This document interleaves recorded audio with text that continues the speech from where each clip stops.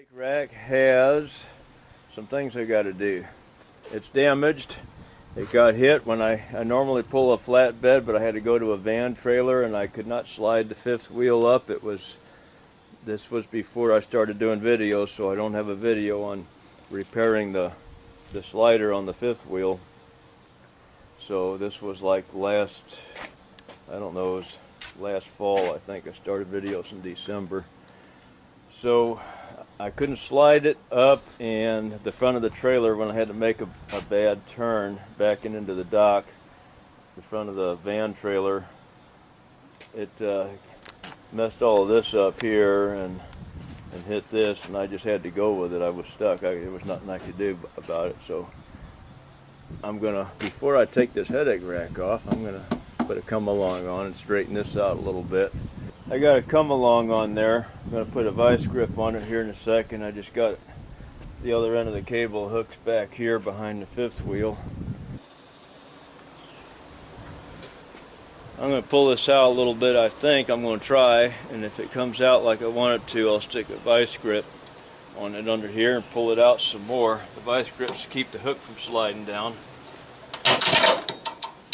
That's what I don't want it to split that wide open. So I'm going to have to try to hold this back with something. Found a C-clamp big enough to go on there. Down a little bit more. I don't weld aluminum, so weld steel, but that's not steel, so I have to find another way to patch it up. I might just bolt a piece of angle iron inside of it. We'll see when I get to that point.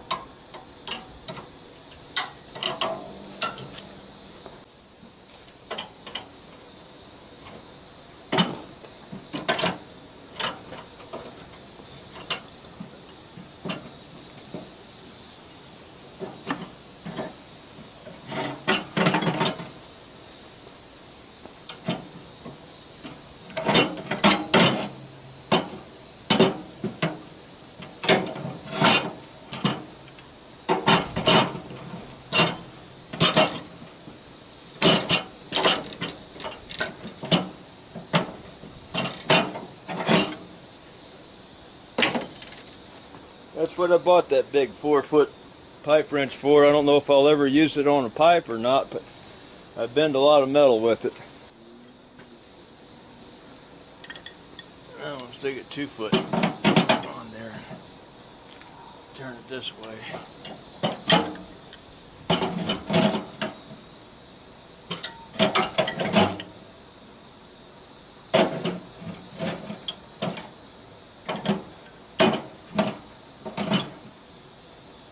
I'm probably right in the video, I hope not.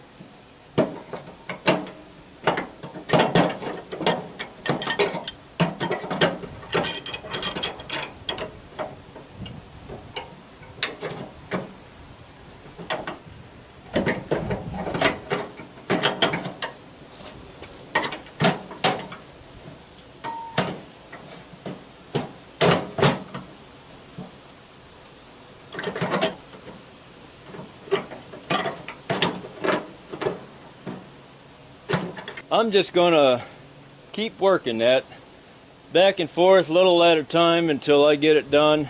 There are special tools for that, hydraulic clamps that you can put on this and just squeeze that shut, or even great big C-clamps. These little box store C-clamps I got don't squeeze tight enough for that. But back on this thing over here, but now we're in the shadow because I was working on something else for a while. I was beating on this, straightening it out, and then realized I'm not taping it, so I brought the camera back out again. I'm using a chunk of railroad iron for like a dolly and a hammer and just flattening this stuff out.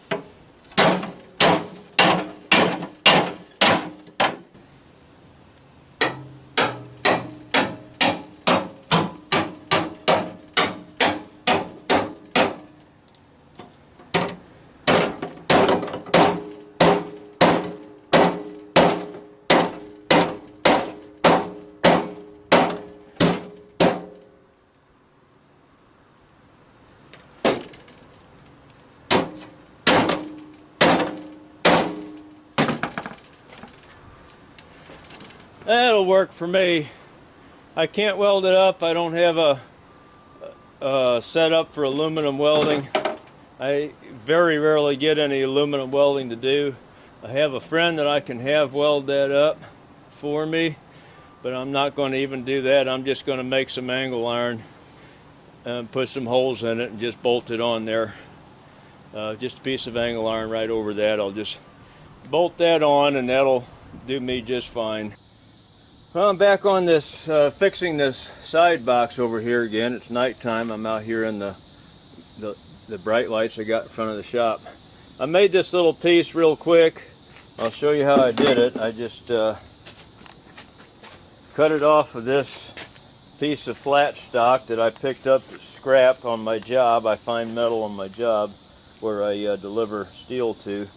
The drops, the clippings, trimmings that they throw away in the dumpsters, a lot of them fall out. They don't throw it in the trash, it's for recycling, but they fall out on the ground, and they give me permission to pick up scraps to keep around here. They know I do this kind of work. Anyway, I had stuck a piece of that in this vise here.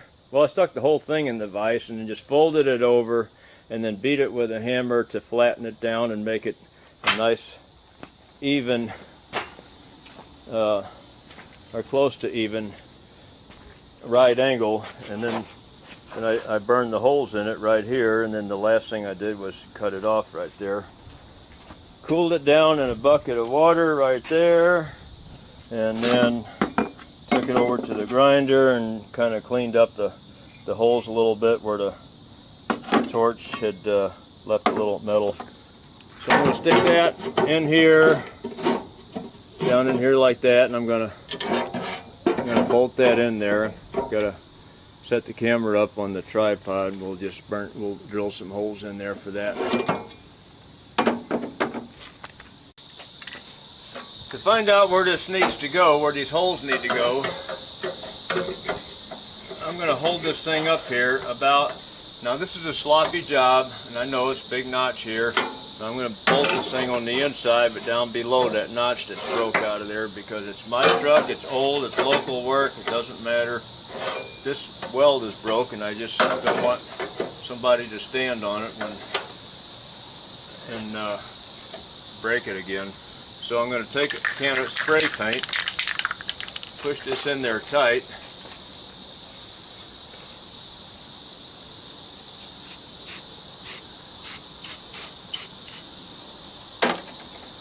and just mark it like that.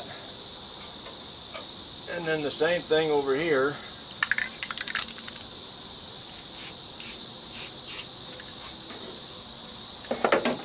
And then I just have to estimate how far over to the right I need to go and how far over to the left on this side I need to go to make this fit on the inside.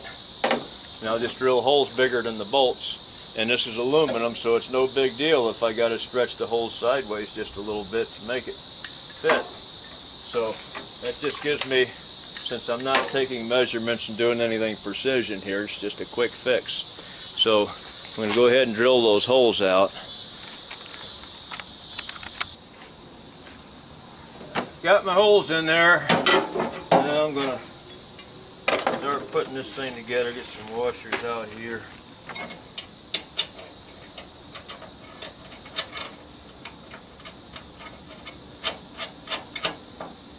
far, so good.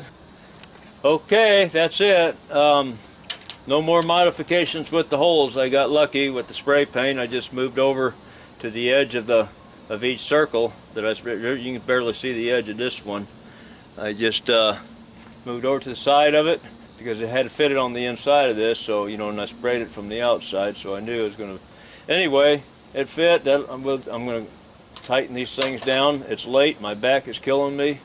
I did 3 jobs on this truck today, videotaped all of it, and had to keep running for parts and tools. My oxygen regulator went bad on my torches. I had to run up and get another one of those.